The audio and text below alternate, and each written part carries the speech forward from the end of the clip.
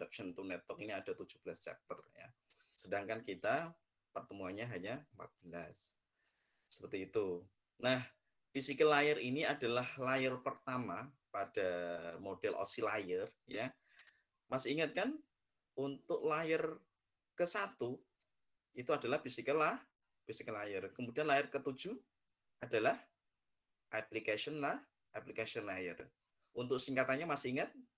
Aku pengen sendiri tapi nanti ditinggal pergi. Nah, harapannya itu menjadi sebuah konsep mengingat ya terkait dengan standar model proses komunikasi, interkoneksi, proses enkapsulasi dan dekapsulasi ya dengan pendekatan OSI layer.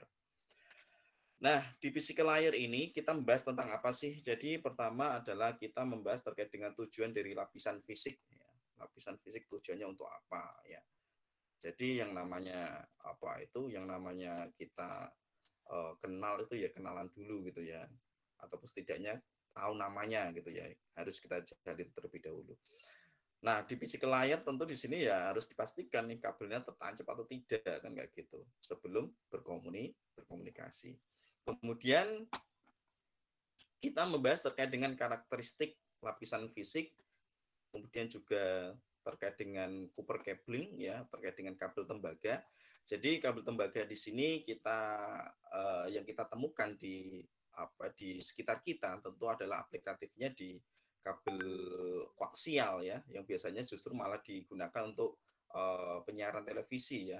Misalkan kita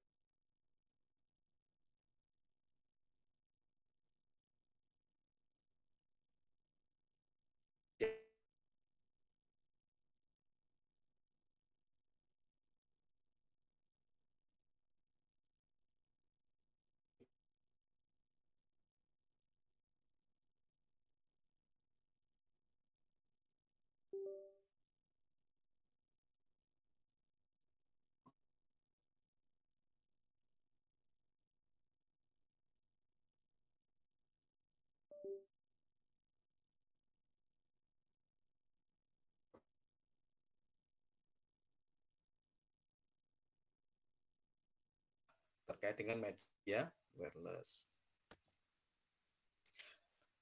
Nah, tujuan dari physical layer itu apa? Jadi bisa dikatakan seperti ini ya. Umumnya yang namanya komunikasi itu ya harus dipenuhi dulu ya syarat sahnya. Nah, salah satu uh, syarat dalam berkomunikasi itu harus ada media transmisinya. Dan media transmisinya ya harus dicolokkan ya, ditancapkan, dihubungkan ya. Jadi syarat komunikasi kemarin apa? Harus ada 2 end device atau lebih. Entah itu perangkat ya. Entah itu perangkatnya itu adalah PC ke PC, laptop ke laptop ataupun antar perangkat jaringan harus ada gitu ya. Kemudian selanjutnya ada harus dihubungkan dengan kabel. Kabel ada tetapi tidak ditancapkan bisa berkomunikasi enggak? Nah, ini harus dilakukan.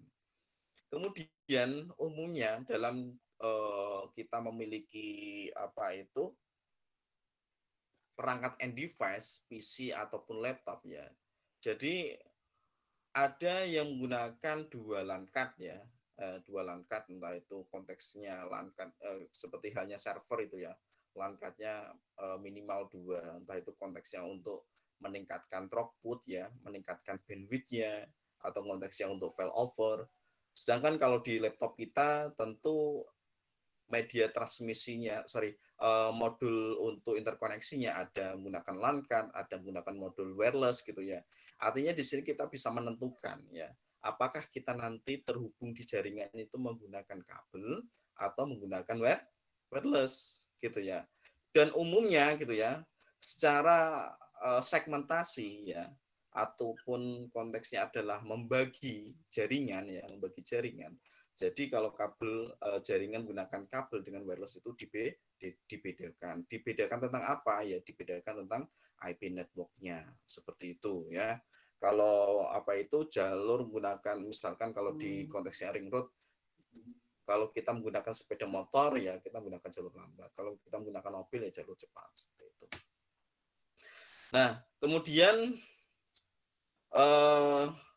Tentu di sini ini ya, ketika kita menggunakan kabel gitu ya, kita harus memenuhi apa yang menjadi kebutuhannya ya. Di sini tentu ada kabel itu sendiri ya, baik itu kabel UTP atau STP, kemudian juga ada LAN card-nya, ada LAN konektornya.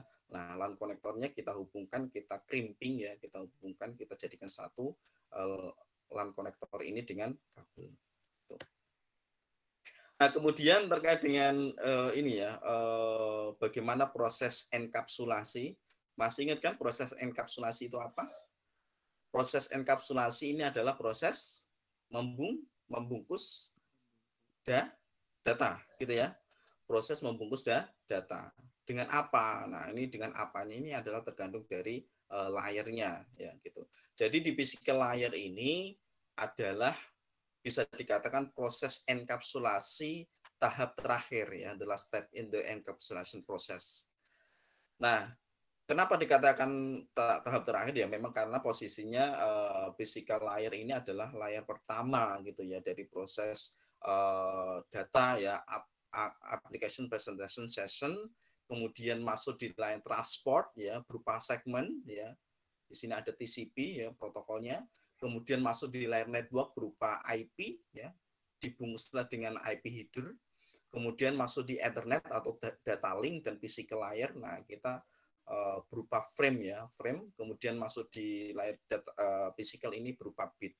Nah, bit ini adalah proses encoding ya untuk memastikan data itu bisa melewati media transmisi. Pak, kenapa harus ditransmisikan dalam bentuk bit ya? Memang standarnya seperti itu gitu ya. Nah, itulah proses encoding. Jadi media transmisi itu hanya menerima atau mengenali bentuknya dalam bentuk biner.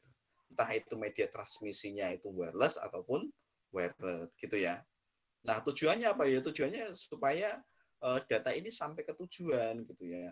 Ketika kita TX transfer, kemudian receive-nya tujuannya dan bagaimana proses apa ya mengembalikan informasi. Contohnya klien berkomunikasi ke server, server tentu membalas. Nah, ketika masuk di media transmisi itu semuanya di encoding dalam bentuk biner. Nah, kita tahu kan angka biner itu adalah 2, 0 dan 1. Oke. Kemudian karakteristik dari layar physical ini bisa dikatakan bahwa ada sebuah organisasi yang mengatur itu semua ya. Tentu di sini ada standar TCP/IP yang mengatur dari data link layer sampai application layer ya, yang mengatur itu semua. Kemudian terkait dengan physical layer ini ada organisasi atau standar yang membentuk sebuah produk ya sehingga kita bisa menggunakan. Contohnya ya organisasinya ada ISO, AITIA, ITU, ANSI, IEEE gitu ya, IEEE. Nah, ini adalah organisasi-organisasi yang membuat standar ya implementasi dari physical layer ini gitu ya. Tentu di sini physical layer itu terdiri dari sirkuit elektronik, media dan konektor ya. Jadi bisa dikatakan di sini interkoneksi itu bisa terbentuk ya karena ada standar ini. Ya bayangkan kalau misalkan kabel UTP ataupun STP itu ada 8 perpilin ya, tetapi apa itu dalam implementasinya memiliki standar sendiri-sendiri ya. Tentu di sini akan mempengaruhi proses transmisinya. Itu kalau di apa itu kabel UTP STP itu ada standar TIA ya 568A dan B, bagaimana cara mengurutkan. Nah, di sini nanti kita sebutkan ya, mulai dari putih oranye, putih hijau biru, putih biru hijau, putih coklat, coklat. Oke, kemudian terkait dengan ini ya, 3 fungsional area ya, terkait dengan physical layer. Di sini ada namanya komponen physical, ada proses encoding, ada proses signaling ya. Tentu ya kita implementasinya semuanya itu terjadi di network interface card kita ya. Jadi bagaimana kita proses physical layer ini bisa tercipta gitu. Nah, dalam proses encoding di physical layer ini tadi sudah kita sampaikan bagaimana format itu bisa dikenali di media transmisi di jaringan gitu ya, maka harus dilakukan encoding. Nah, encodingnya itu berupa biner ya. 0 atau 1. Nah, di sini ada metode encoding namanya Manchester ya. Ini bukan apa ya, bukan klub sepak bola ya, tetapi adalah Manchester. Manchester ini adalah metode encoding ya, metode encoding. Nah, jadi apa nilai 0 ya, bit 0 itu adalah proses transisi dari tinggi ke rendah ya. Jadi kalau 0 itu ya dimulai dari tinggi ke rendah gitu ya. Kemudian ketika menemui bit 0 ya posisinya di bawah gitu ya. Ketika bitnya adalah 1 adalah proses transisi dari rendah ke tinggi seperti itu. Ini adalah proses Manchester encoding. Nah, Manchester encoding ini terjadi di mana? Jadi terjadi pada kabel twisted pair ya. Jadi kabel jaringan itu yang kita kenal dengan kabel UTP. Mungkin ada yang lupa ya, saya carikan kabel UTP. Ya. UTP kabel. Nah ini ya. Jadi secara fisik ya gambarnya seperti ini. Tentu kita sudah lihat di laboratorium Amikom gitu ya. Di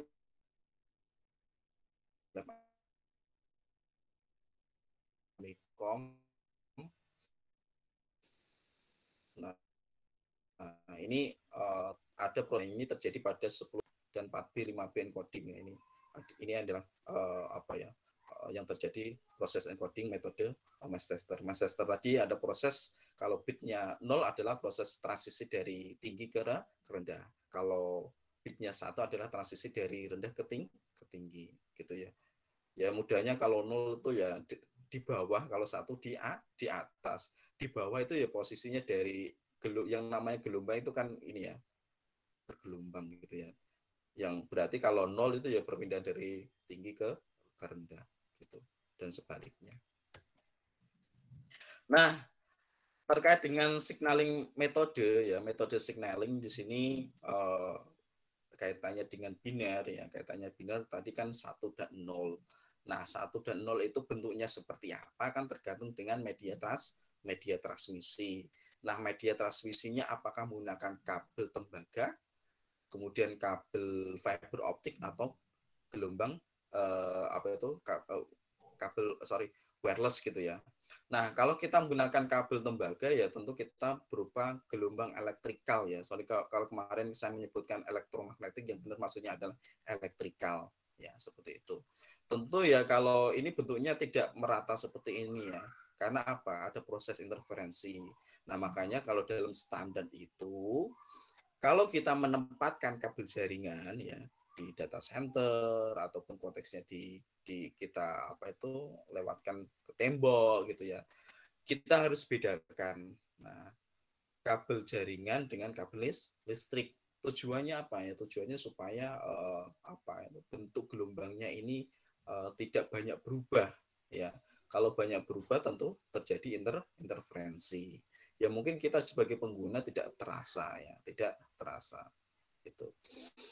Nah, ini adalah proses bentuk signaling ketika menggunakan kabel tembaga. Kalau ini kabel fiber optik. Kalau ini adalah gelombang radio atau kita menggunakan wireless, media transmisi wireless gitu. Ada AM, FM, PM gitu. Kemudian ada istilah-istilah yang sering kita dengar ya. Pertama adalah bandwidth. Nah, bandwidth ini apa sih ya? Bandwidth ini adalah kapasitas di mana suatu media dapat membawa data ya. Jadi kalau kita berlangganan internet bandwidthnya berapa gitu ya. Bandwidthnya 10 mega, tetapi kenyataannya berapa? Nah, itu adalah ada namanya proses delay ya, ada namanya istilahnya penghitungan throughput ataupun kita sehingga kita mendapatkan informasi atau mendapatkan bandwidth yang goodput gitu ya. Nah, ini adalah singkatan-singkatan dari bit per second, bps, kilobit per second, ada kbps, megabit per second, mbps, sampai terabit per second, tbps gitu ya. Nah, ini jadi tentu yang terjadi di lapangan itu ya, kenyataannya portnya 1 giga, tetapi apakah bisa digunakan sampai 1 giga? Ya tidak juga. Nah, apa yang mempengaruhi sehingga kita tidak mendapatkan bandwidth secara optimal 1 giga ya? Tentu di sini ada yang mempengaruhinya adalah latensi. Latensi ini adalah jumlah waktu termasuk dari delay itu sendiri ya. Ketika kita sampai kita ingin ke Amikom ya, menggunakan motor gitu ya, dengan kecepatan 100 km per jam gitu ya. Tentu di sini ada hal-hal di jalan, entah itu ada polisi tidur, entah itu ada kemacetan. Nah, ini maka disebut dengan latensi ya. Waktu yang dibutuhkan termasuk waktu di delay. Itu. Sehingga data itu sampai ke tujuan. Kemudian ada throughput ya. Throughput ini ukuran transfer bit melintasi media selama periode waktu tertentu ya. Throughput. Jadi kalau kita mudahnya ya terkait dengan fungsi informasi throughput ini. Jadi kalau misalkan Anda membeli perangkat switch gitu ya. Kenapa perangkat switch ini harganya lebih mahal dibandingkan switch tipe yang lain gitu ya. Nah, ini Anda bisa melihat informasi throughput-nya. Jadi dia bisa melewatkan bit-nya itu berapa besar gitu ya. Throughput. Oke. Kalau bandwidth semuanya bilangnya interface port-nya support 1 giga, tapi throughput-nya bagaimana gitu ya. Karena throughput ini akan memengaruhi transfer bit yang bisa dibawa itu berapa kan gitu. Oke, jelas saya sampai sini ya. Ini sangat penting throughput. Kemudian ada goodput. Nah, goodput ini adalah terkait dengan ukuran data yang dapat digunakan ditransfer dalam periode waktu tertentu. Jadi goodput yang kita rasakan ya, entah itu kita kondisinya ini terjadi koneksinya bagus tidak bagus. Nah, yang kita rasakan itu adalah goodput. Nah, goodput ini adalah data yang bisa ditransisikan realnya yang bisa kita dapatkan itu berapa. Throughput kurangi traffic overhead. Oke, kemudian adalah kabel tembaga. Jadi bisa dikatakan kabel tembaga ini adalah kabel yang umumnya kita gunakan ya, umumnya kita temui gitu. Nah, umumnya kita temui ini ya implementasinya atau jenisnya adalah kabel UTP STP ya, yang kita lihat tadi gitu ya. Nah, kabel tembaga ini bisa dikatakan inexpensive, tidak mahal. Instalasinya juga tidak sulit ya, artinya mudah gitu ya. Kemudian juga memiliki resistensi rendah terhadap arus listrik ya. Jadi ini kekurangannya. Nah, bagaimana kita menghindari itu atau kita melakukan istilahnya itu mengurangi batasan-batasan, contohnya di sini ya.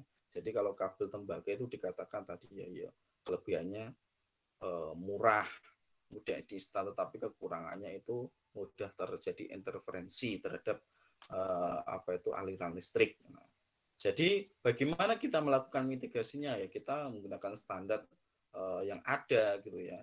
Jadi yang namanya kabel UTP itu berpilin tujuannya untuk mengurangi interferensi gitu ya. Nggak usah kita pisah-pisahkan gitu ya, biarkan dia berpilin gitu. Nah, kemudian juga kita dalam instalasinya juga harus memenuhi standar ya. Kalau kita berdekatan dengan kabel listrik ya, kabel jaringan kita berdekatan dengan kabel listrik, kita bedakan nih jaraknya 20 cm sampai 60 cm. Seperti itu. Ya. Nah, ini adalah tipe kabel tembaga ya, kabel UTP. Nah, ini ada juga kabel STP. Sebenarnya kalau isinya sama. Perbedaannya apa? Perbedaannya kalau UTP ini unshielded, tidak ada pelindungnya. Kalau STP ini ada pelindungnya, gitu ya. Apalagi koaksial. Nah, ini kulitnya sangat tebal sekali ya. Seperti itu. Oke. Kira-kira kalian yang pernah melakukan instalasi ini kabel apa? Apakah kabel koaksial CCTV, Pak. UTP ya, kebanyakan UTP ya, kabel UTP ataupun STP.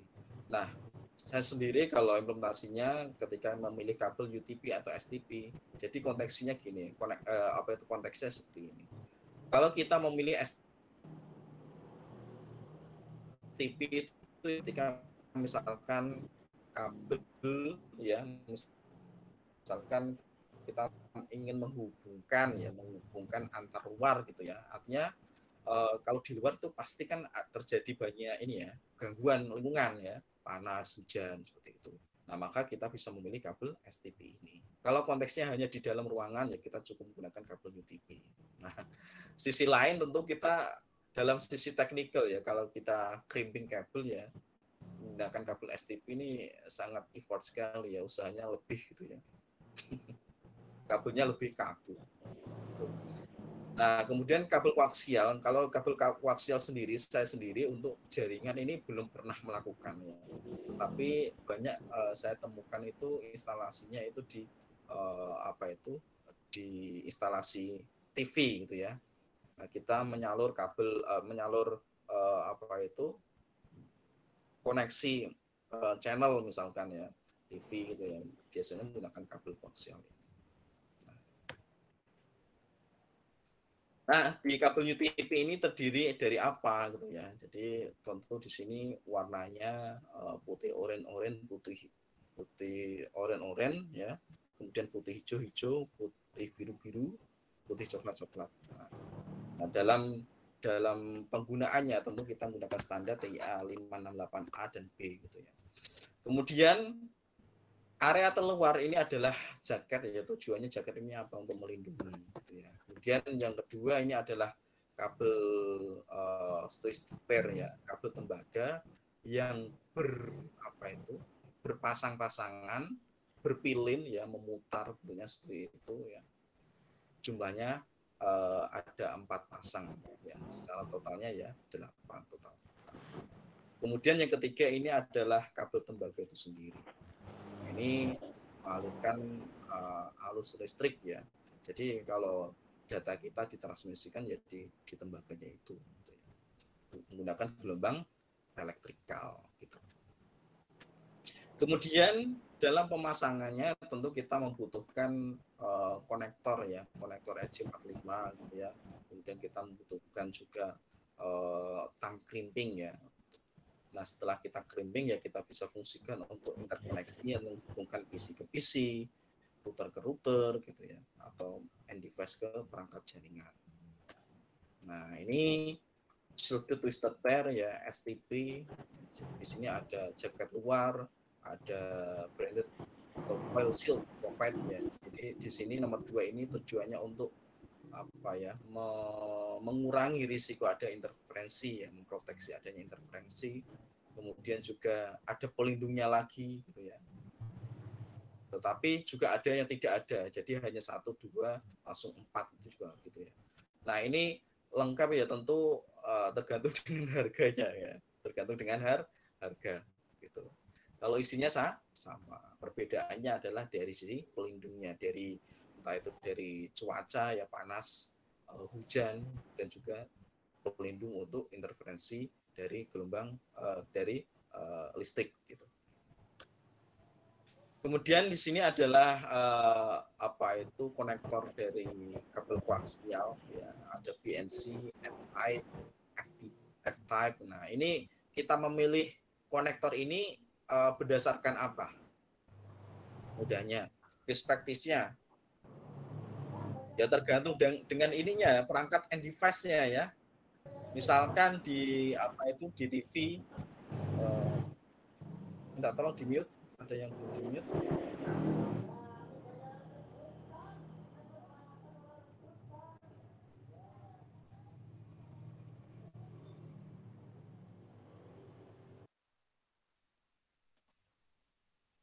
Misalkan di TV ya, kita lihat nih di belakang TV biasanya ya, portnya cocoknya menggunakan konektor yang mana ya. Sudah kita belinya sesuai apa itu di port di end device itu, apakah BNC, N-type atau F-type gitu ya.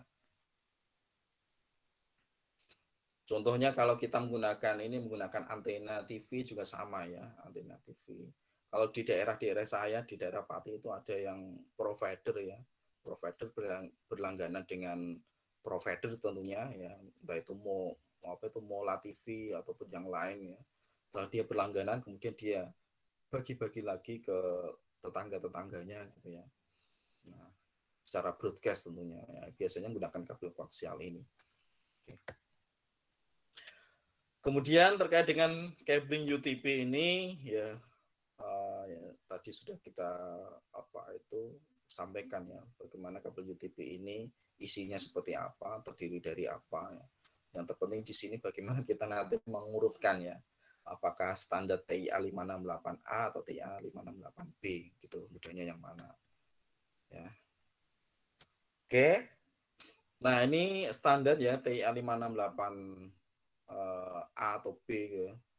Jadi nanti kita bisa urutkan untuk kategorinya. Jadi di kabel itu ada labelnya ya, cat berapa. Cat itu bukan kucing tetapi kategori gitu ya. Cat 3, cat 5, cat 5E ataupun cat 6 ya. Dan tentu di sini tergantung dari luas bit yang bisa ditransmisikan seperti itu. Nah, ini adalah kabel UTP konektornya ya, konektornya yang bisa kita gunakan. Kalau biasanya ini ada sudah pabrikannya. Di sini ada plug boot ya. Plug boot ini sangat rapi sekali ya. Jadi kalau proses instalasinya, plug boot dimasukkan ke kabel UTP atau STP ya. Kemudian kita urutkan ya sesuai dengan standar TIA 568A atau B. Kemudian kita setelah urut, kita masukkan konektor ini ya ke kabel, kemudian kita crimping gitu. Nah, Anda bisa melihat perbedaan ya, terminasi yang baik dan jelek. Nah, ini dikatakan jelek kenapa ya? Karena kabel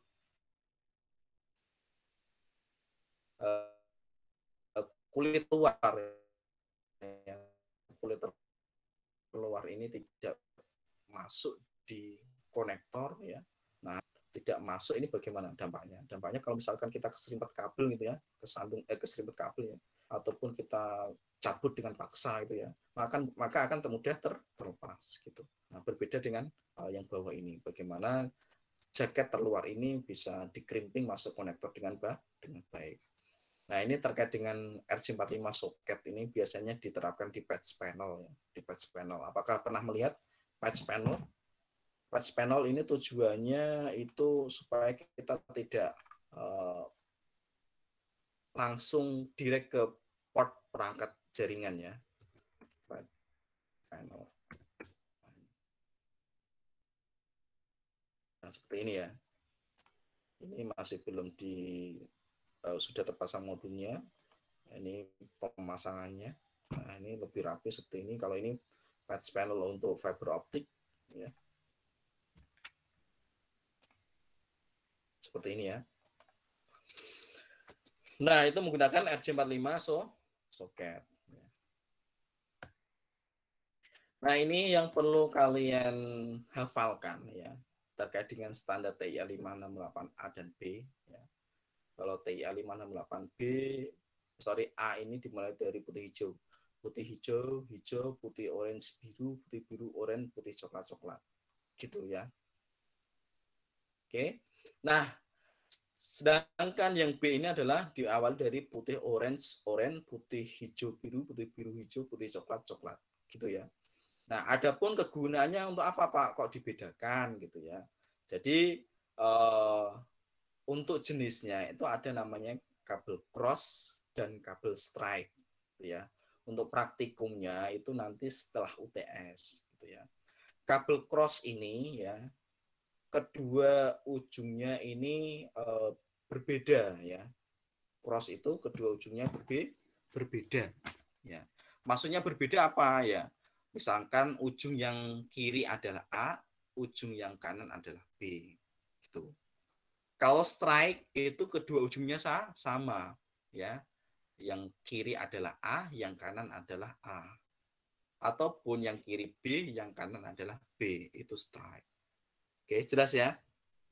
Nah, kemudian yang banyak digunakan di lapangan, jadi kita tidak bisa sewenang-wenang kita menggunakan B atau A gitu ya.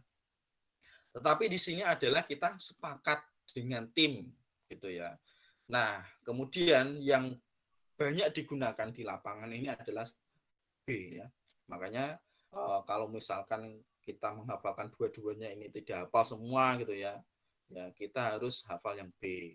Tetapi kalau konteksnya kita menggunakan kabel cross itu ya harus kita hafalkan semua gitu ya. Oke, gitu ya. Itu di lapangan banyak menggunakan kabel strike itu ini ya, yang B gitu.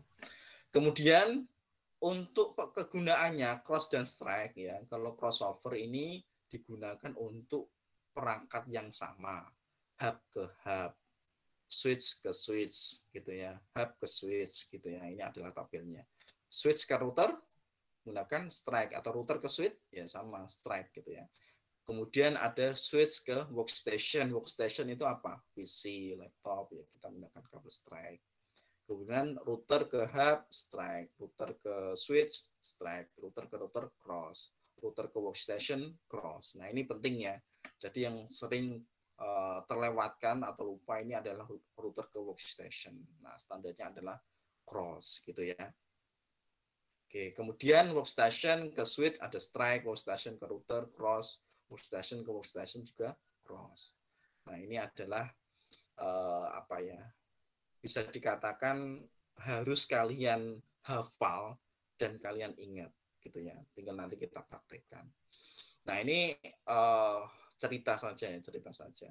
Jadi mungkin dulu kuliahnya tidak serius ataupun mengabaikan gitu ya. Nah ternyata rezekinya dia masuk di jaringan kayak gitu.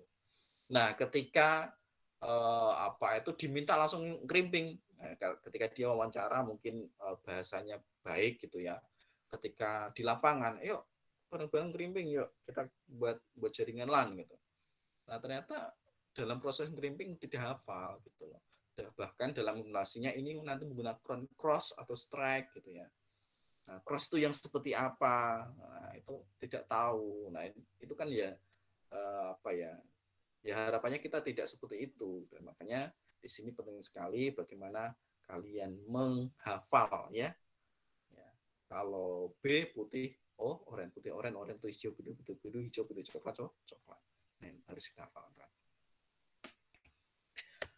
Baik, kemudian kita terkait dengan kabel fiber optik, implementasinya seperti apa, bentuknya seperti apa, gitu ya. Oke, kita mungkin langsung saja ya. Jadi bisa dikatakan itu kalau kita lihat ya kabel fiber optik yang di pinggir-pinggir jalan itu ya, itu kan satu tub ya, satu tub, satu gelondongan ya. Di dalam satu gelondong itu berbagai apa jumlahnya ada beberapa core. Nah, misalkan satu tub 12 core, artinya dalam satu tabung atau satu kabel besar itu ada 12 core fiber optik gitu ya. Nah, ini adalah komponennya ya. Jadi bisa dikatakan core yang paling dalam ini sangat kecil ya, 9 mikron gitu ya. Bahkan kalau kita apa melihat itu kalau kita bandingkan dengan apa itu rambut kita masih besar ya rambut kita. Ini sangat kecil sekali. Nah, ini sangat berbahaya terkait dengan core fiber optik ini ketika masuk di kulit gitu ya. Karena itu akan apa mempengaruhi apa ya masuk di pori-pori kulit itu bisa ya. Nah ini sangat berbahaya. Karena apa ya tadi dia bahannya mudah patah gitu ya. Ngambilnya bagaimana ya tentu dioperasi kan kayak gitu. Makanya kalau kita instalasi fiber optik ini harus hati-hati gitu ya. Baik,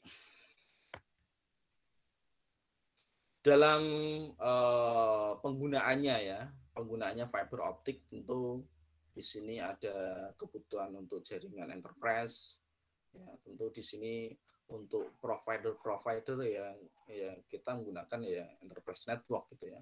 Sebagai apa? Sebagai backbone gitu ya.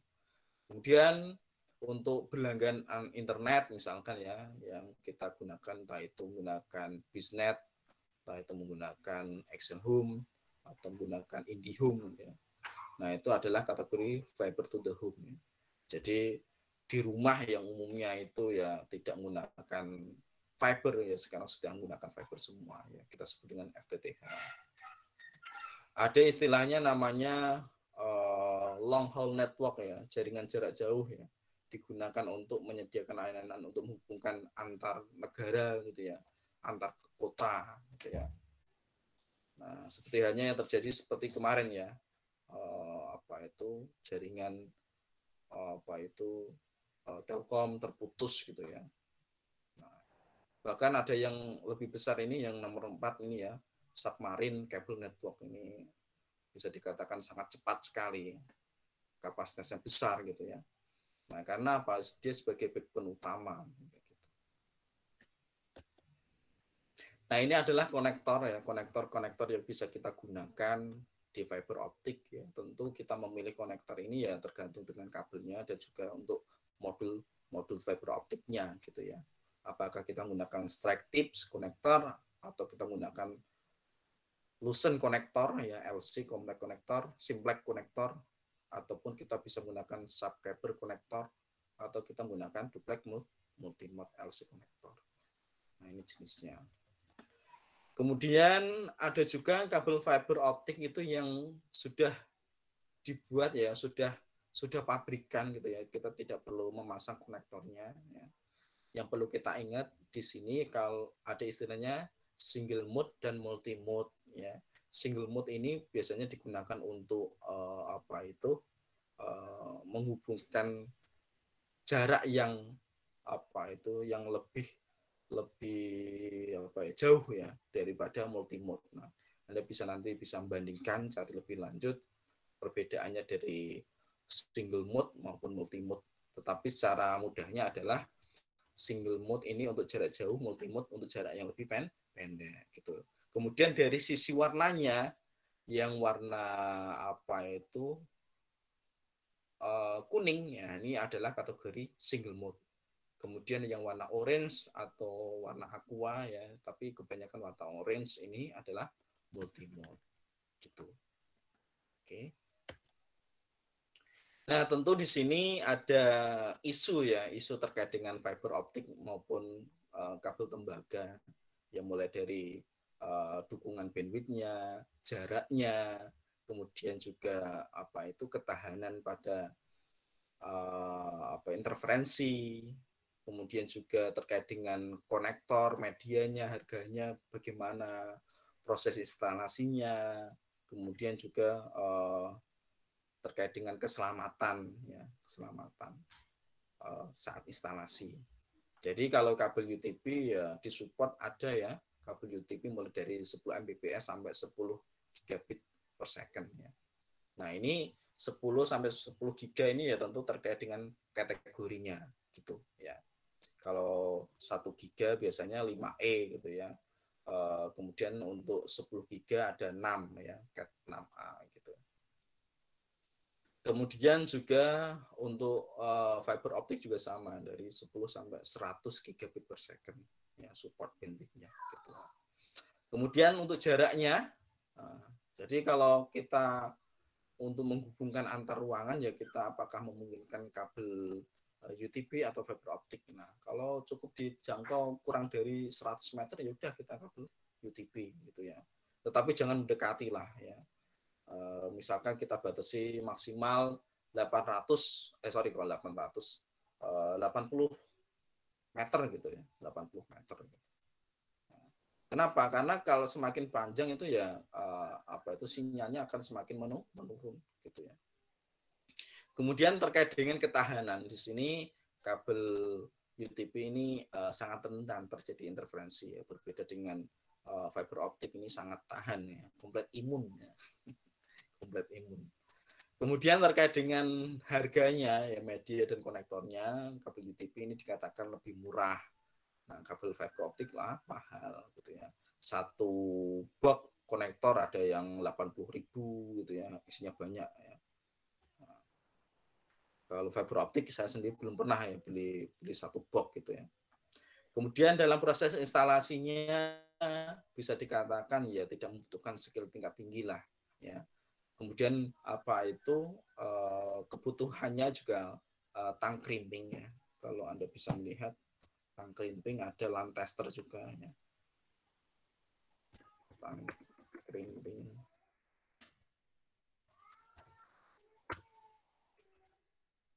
Nah ini ya, ada tongue crimping, kemudian juga ada LAN tester ya. Ini buat crimping dari kabel ke konektor, ada LAN tester. Nah ini ya. Di sini ada apa itu?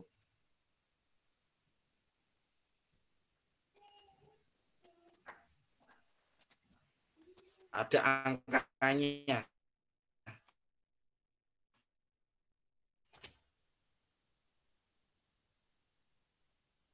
Ya, ada angkanya. Kalau misalkan, oh sorry ini loading nih. Ya. Kalau misalkan ya kita membuat kabel strike, berarti ya kanan kiri nyalanya 1 1 2 2 3 3 sampai 8 8 gitu ya. Oh, urut. Kalau kita menggunakan kabel cross ya, kita ngecek kabel cross ketika ujung kirinya menyala nomor 1, ujung kanan nomor 3, 1 3 2 6, selebihnya sama. 1 ketiga, ketika nomor 2 ada 6 gitu ya, nomor 6. 1 3 2 6 itu adalah kabel cross. Oke. Baik. Sudah jam berapa? Jam 8 ya. Sekarang wireless ya.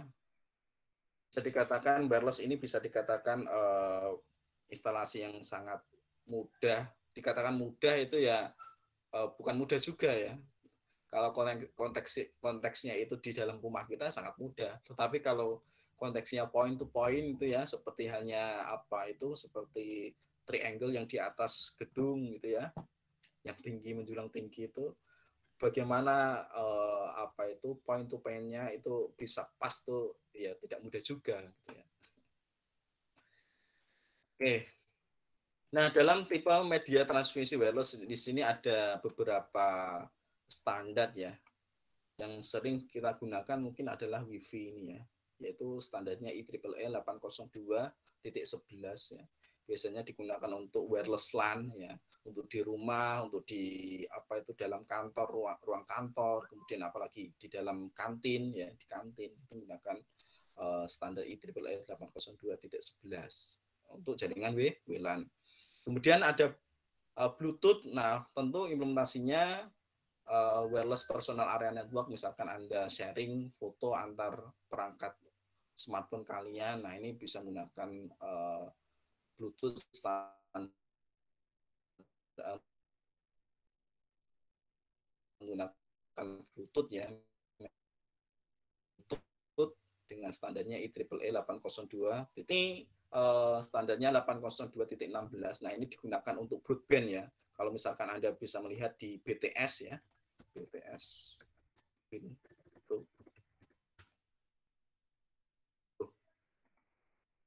Ini keluar susu.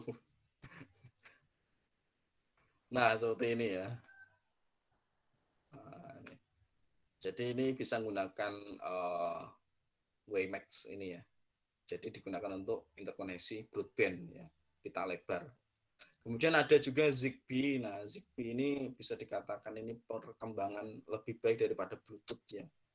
Nah, ini entah digunakan untuk perangkat-perangkat IoT. Nah, ini menggunakan Zigbee. Gitu. Tentu ini semua adalah menggunakan gelombang radio gitu ya. Kemudian yang erat kaitannya dengan kita ya, kalau kita ingin menghubungkan smartphone kita, laptop kita, ya tentu kita butuhkan perangkat namanya wireless access point gitu ya. Biasanya kalau kita berlangganan oleh provider sudah disediakan gitu ya, modem sekaligus bisa menjadi AP gitu ya.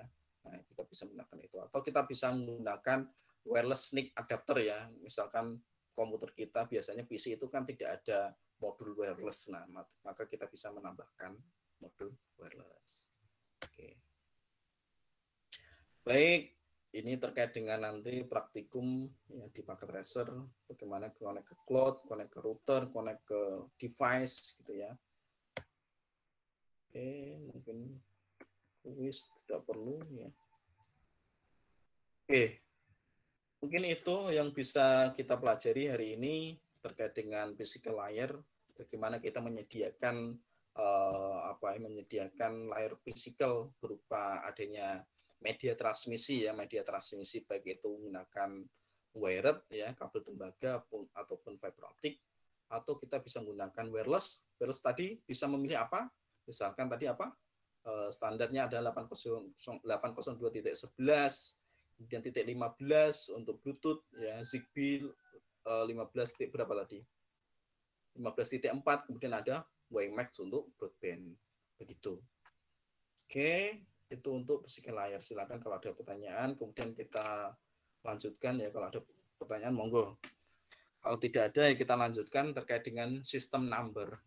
Nah, ini seperti kejar restoran aja ya. Baik, numbering system ya, numbering system ini kita membahas tentang apa sih? Jadi numbering system ini kita membahas terkait dengan angka biner, angka desimal, dan angka heksadesimal ya, seperti itu. Dan bagaimana proses konversinya. Baik, mungkin ini recordingnya saya stop dulu. Saya mulai lagi nanti untuk materi baru.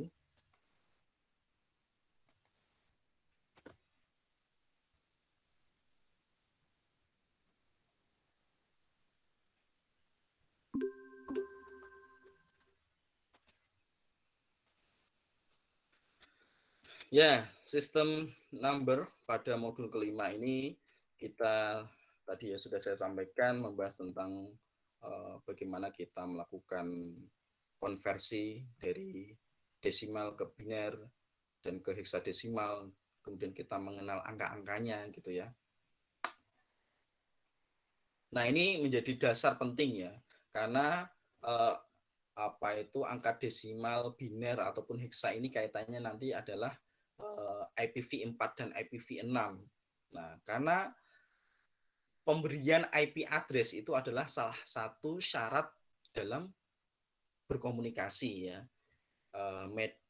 End device-nya ada, perangkat jaringannya ada minimal 2. Kemudian media transmisinya harus ada menggunakan kabel atau wireless. Kemudian IP address-nya juga harus ada. Nah, nanti IP address-nya apakah menggunakan IPv4 atau IPv6.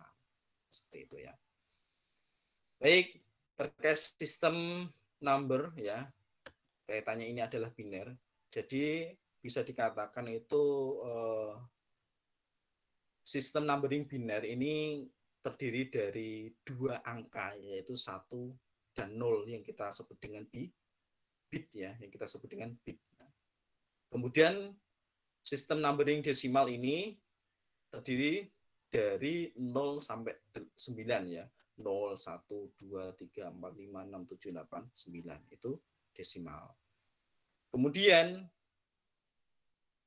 jadi perangkat end device ya, perangkat jaringan gitu ya. Jadi semua data itu ditransmisikan dalam bentuk biner ketika melewati media transmisi gitu ya. Nah, apakah kita menggunakan IPv4 atau IPv6 ya? Jadi semuanya harus dalam bentuk biner gitu ya. Kalau kita menggunakan IPv4 ya berarti terdiri dari 32 bit gitu ya. Nah, setiap 32 bit ini dibagi dalam 4 section ya, 4 sesi. Nah, yang disebut dengan oktet dilambangkan dengan titik. Itu 1.2.168.10.0 gitu ya. Oke, kemudian masing-masing oktet itu terdiri dari 8 bit, makanya 8 kali 4 32. Nah, ini adalah case-nya adalah IPv4 ya, biner dan IPv4 address. Nah, kalau kita menggunakan IPv6 tentu akan beda lagi jumlah bitnya, yaitu 128 bit ya. dan angkanya bukan lagi desimal tetapi angka heksadesimal. Itu ya. Oke, sampai sini jelas ya. Tetapi kita sebagai manusia itu kan lebih mudah mengetahuinya menggunakan angka desimal daripada angka biner gitu ya. Tetapi perangkat-perangkat jaringan itu ya tahunya adalah biner gitu ya. Bagaimana proses enkapsulasi tahap terakhir itu adalah dalam bentuk bit ya, baru bisa ditransmisikan, dan proses dekapsulasi membuka paket itu dimulai dari mengubah dari biner ke frame menjadi paket menjadi segmen berupa data. Gitu. Ya. Nah, makanya di sini menjadi fondasi kita mengenal angka biner dan desimal untuk IPv4. Ada istilahnya positional value, tentu kita waktu entah itu SD ataupun SMP ya. Ya, jadi posisinya di mana? Apakah dalam bentuk satuan, puluhan, ratusan atau ribuan gitu ya. Jadi angka sebuah bilangan 1234 adalah prosesnya ada positional value gitu ya. Apakah dalam bentuk satuan, puluhan, ratusan dan ribuan. Posisinya di mana? Gitu ya. 4 ini tentu di satuan ya. Kemudian 3 ini adalah dalam posisi puluhan gitu ya. 2 ini adalah posisi ratusan dan 1 adalah dalam posisi ribuan gitu. Nah, begitu hanya nanti pada angka biner gitu ya. Nah, angka binernya berapa? Ya, angka binernya 11 berarti memiliki nilai. Kalau 00 tidak memiliki nilai ya. Nah, ada kaitannya position in number. Jadi 2 pangkat berapa gitu ya. Radiknya 2. Kenapa 2 ya? Karena biner itu ya 1 dan 0, makanya 2. Kemudian ada position in number ini pangkatnya 0 sampai 7 gitu ya. 2 pangkat 0 adalah 1, 2 pangkat 1 adalah 2, 2 pangkat 2 adalah 4, sampai 2 pangkat 7 adalah nilainya 128. Nah, IP kita 192. Nah, itu maksudnya binernya berapa? Nah, ini binernya adalah 11. Kok bisa 192? Berarti 128 plus 64 gitu. Selebihnya itu adalah 0 gitu. Kenapa? Yang memiliki nilai hanya bit terakhir dan 2 terakhir gitu ya. Ya karena ya bitnya 1 gitu ya. Makanya di sini memiliki ini nilai gitu ya, 128 plus 64. Kalau di total 192 gitu. Nah, contoh pada angka desimal, misalkan PC Anda alamatnya 192.168.11.10. Nah, itu dalam biner itu berapa gitu ya. Nah, di sini Anda bisa melihat 192 ini adalah 128 plus 64 gitu ya, atau binernya lebih, kalau kita jabarkan dari awal, binernya adalah 128 tadi ada positional value 2 pangkat 7 ya, kemudian 2 pangkat 6 ya, hasilnya 64 kali 1 ya, jadinya 64, 128 plus 64 totalnya 192. Oke. 168 berarti binernya berapa ya? 1010100 gitu ya. Kok tahu Pak ya? Jadi kita bisa menentukan binernya 1 atau 0 ya, kita mudahnya kita tambahkan saja ya. 1 kali 128, atau kita langsung inilah punya patokan ya. 128 plus 64 192, artinya melebihi dari ini nilai ya, 128 plus 32 berapa ya, 160 gitu ya. Kemudian plus 16 ya tidak mungkin, artinya melebihi dari 168. Kemudian kita bisa tambahkan plus 8 ya, totalnya 168 sampai kita konversi dari desimal 10. Berarti 00001010 gitu.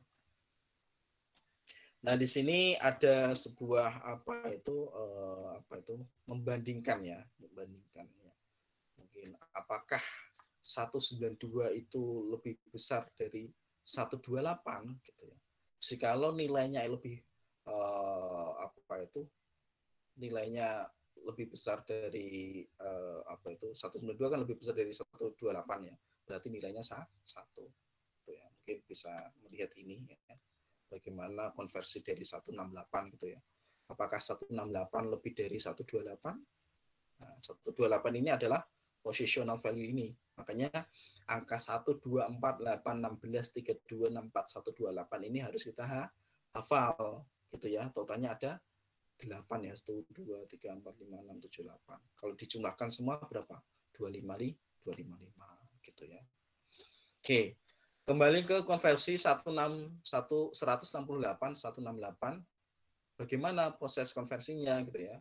Ya kita bandingkan saja gitu ya. Apakah 168 itu lebih besar 128? Jika iya ya kita berikan bit 1. Oke. Kemudian 168 kurangi 128. 128 ini adalah positional value. Nah, dikurangi jumlahnya tinggal 40 gitu ya. Nah, kita bandingkan lagi.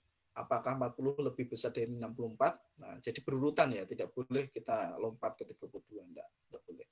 Yang 40 lebih besar dari 64, jika tidak ya kita berikan bit 0 gitu ya. Setelah kita berikan bit 0, kita pindah ke positional value berikutnya gitu ya. Apakah 40 lebih besar 32? Jawabannya iya. Kalau iya berarti kita taruh bit 1, kemudian kita kurangkan 40 kurangi 32 gitu ya. Jadinya tinggal 8. Apakah 8 lebih besar 16? Ya tidak kan, kita taruh bit 0, kemudian kita pindah ya ke position value berikutnya. Apakah 8 lebih besar 8? Nah, jikalau sama ya, ini penting. Jikalau sama, kita taruh bit 1 gitu ya. 8 kurangi 8 0, maka selebihnya tidak perlu kita bandingkan gitu ya. Selebihnya adalah nilainya 0. Maka konversi dari desimal 168 adalah 10101000 begitu. Oke. Sampai sini mudah dimengerti ya. Oke. Atau Anda bisa menggunakan membuat Excel seperti ini ya, misalkan Excel ya. Jadi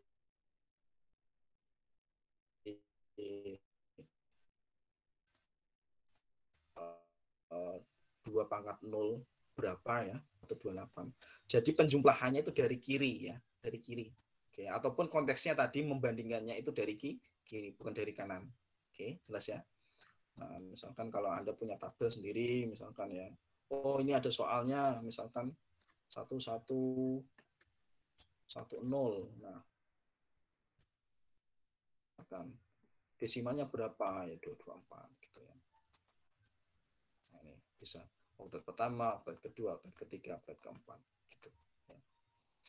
Oke, di sini ada positional value, kemudian nilainya itu sendiri ya, 2 × 7 128, binernya yang kita tentukan atau kita lihat dari di soal ya. Kemudian kita hitung ya.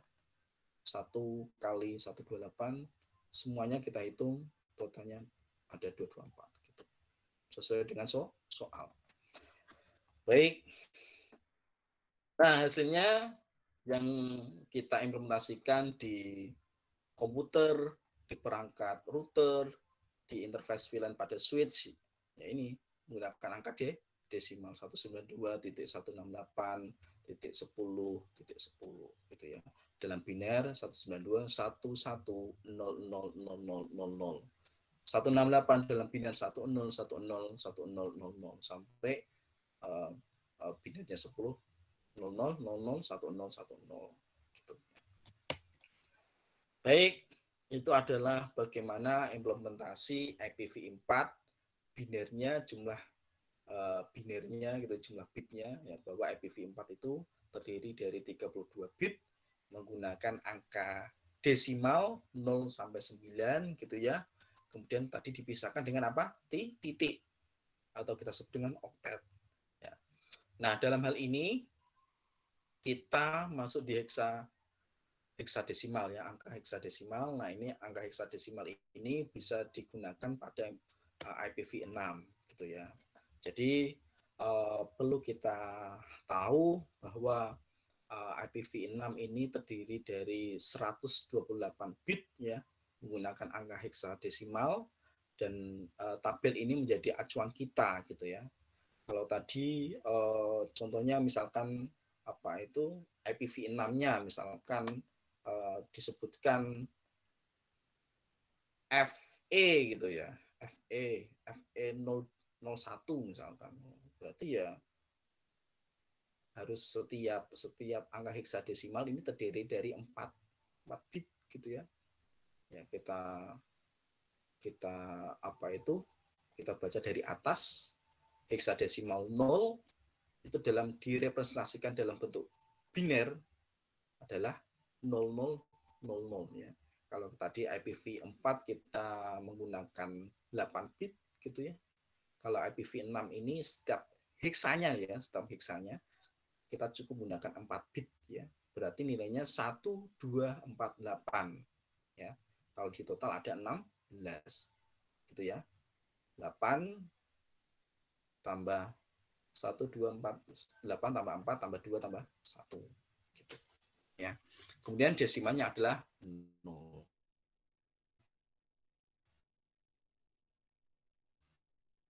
gitu sampai F yang perlu A sampai F ya. Kemudian ini adalah binernya dan ini adalah angka desimalnya ya, totalnya ada 16 0 sampai 15. Oke, contoh di sini ya, kalau IPv6 ya, tadi sudah saya sampaikan terdiri dari 128 bit ya. Kemudian setiap hektet ya, ini dipisahkan dengan double kolon titik 2 ya, disebut dengan hektet. Kemudian ada 8 1 2 3 4 5 6 7 8 ya. Kalau dihitung dalam heksa ya 32 heksadesimal. Kalau dihitung dalam jumlah bit ya 128 bit gitu ya. Gitu. Karena masing-masing ini masing-masing hektet ya 2001. Nah, ini ada berapa? 16 bit ya. Gitu kali 8. Maka totalnya 128 bit gitu ya. Ini contoh alamat IPv6 yang bisa kita gunakan di perangkat kerja kita gitu ya. Jadi kalau kita misalkan menggunakan IPv4 ya, kita end device yang lain ya harus menggunakan IPv4. Kalau kita menggunakan IPv6 ya end device lain menggunakan IPv6 gitu ya. Nah, Pak, bagaimana kalau kita menggunakan IPv4 dan IPv6 ya, kita menggunakan konversi gitu ya. Oke, kemudian ini adalah bagaimana aplikatifnya ya. Jadi end device di sini disertakan IP networknya 2001 DB8 acet 1 double colon /64 gitu ya. Nah, ini yang terakhir adalah IP unique ya yang digunakan end device. Nah, ini menggunakan satu, end device-nya gateway-nya menggunakan 1, end device-nya menggunakan 10 gitu ya. Baik, kemudian bagaimana proses konversinya gitu ya. Jadi pertama kali ya proses konversinya contohnya apa itu angka desimal 168 ya kita binirkan dulu. 168 binernya berapa? Ya, 10 10 1000 gitu ya. Kemudian kita setelah kita konversi dalam bentuk biner, kita grouping jadi 2. Karena tadi IPv6 tadi cukup menggunakan 4 ya dibagi 4 bit ya. Masing-masing 4 bit gitu. Nah, setelah kita bagi 2 1010 dan 1000. Nah, kemudian dari bit ini ya, dari biner ini ya, kita konversi ke dalam bentuk heksa. 1010 itu berapa? Nah, Anda bisa menggunakan tabel tadi ya. 1010. Nah, ini adalah A gitu ya. Kemudian 1000 1000 tadi ya 8 gitu ya.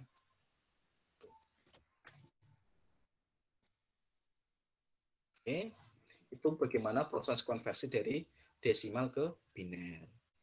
Nah, bagaimana kalau ingin konversi dari heksa ke desimal gitu ya. Nah, jadi tahapannya ya harus runtut tadi ya. Heksa, heksa, contohnya A8, kemudian kita binarkan gitu ya. Tetapi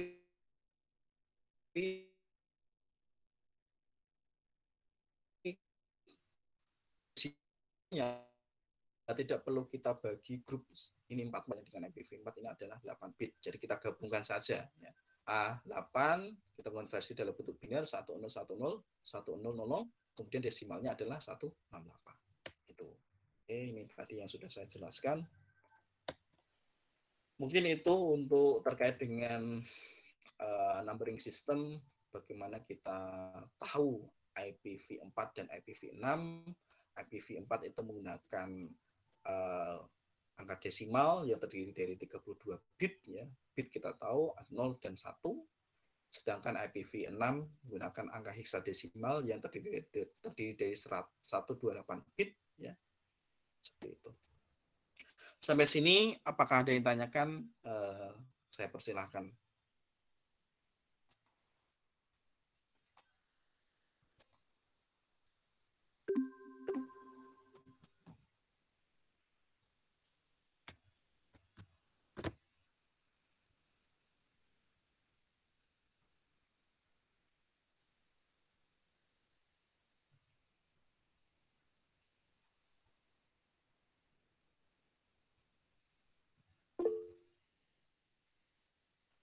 Baik, belum ada ya. Bisa dimengerti ya. Mungkin di apa itu di mata kuliah sebelumnya sudah ada proses konversi ya. Desimal ke biner, heksa ke biner gitu ya. Oke, terima kasih. Yang terpenting di sini kita nanti baca sendiri lagi ya benar. Iya, kadang kita disampaikan tuh biar gitu ya. Mungkin bukan hanya kamu, kadang saya juga kuliah gitu ya. Biar gitu. Yang terpenting di sini untuk kalian setidaknya dari materi tadi itu tahu bagaimana proses crimpingnya ya. Pertama ya harus dihafal ya tadi terkait dengan standar TIA568A dan TIA568B ya. Utamanya TIA568B dimulai dari putih orange, putih hijau biru, putih biru hijau, putih coklat coklat. Nah itu harus dihafalkan. Nah setelah itu ya yang standar TIA568A gitu ya. Begitu. Ya masa kita crimping itu tidak bisa kan kayak gitu ya, tidak hafal gitu ya, apalagi nanti kalau kerja gitu. Makanya ada kesempatan belajar ya kita gunakan untuk belajar ya kesempatan itu. Kalau dirasa tadi teorinya banyak itu, ini aplikatifnya apa, nah Anda bisa menghafal tadi ya.